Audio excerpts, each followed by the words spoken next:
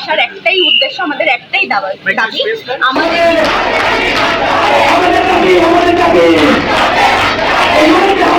ডিপার্টমেন্টে এত capable teacher থাকা সত্ত্বেও আমাদের কেন বাহিরের ডিপার্টমেন্ট থেকে আমাদের মানে টিচার কেন চেয়ারম্যান হবে? আমাদের দাবি শুধু একটাই, অ্যান্ড এই সুস্থ দাবি নিয়ে আমরা আজকে এখানে বসছি যে আমরা শুধুমাত্র আমাদের বিভাগের থেকে আমরা চেয়ারম্যান চাই।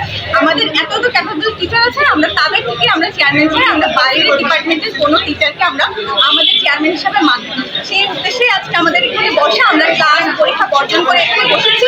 প্রশাসনের কাছে আমাদের একটাই দাবি, আমরা আমাদের এই বিভাগ থেকে আমরা চেয়ারম্যান স্যার চাই, এবং আমরা কোনো ধরনের কোনো ভাঙচুর বা কোনো কিছু আমরা করিনি, এবং সুষ্ঠুভাবে আমরা এখানে বসি। যতক্ষণ না আমাদের দাবিগুলো মেনে নেওয়া হচ্ছে ততক্ষণ আমরা এখানে আছি। অ্যান্ড পলিটিক্যাল কোনো দিক থেকে আমরা নেই, আমরা শুধুমাত্র সাধারণ শিক্ষার্থী হিসেবে আমরা এখানে বসছি। আমাদের শুধুমাত্র একটাই দাবি, আমাদের নিজের ডিপার্টমেন্ট থেকে আমরা চেয়ারম্যান স্যার চাই।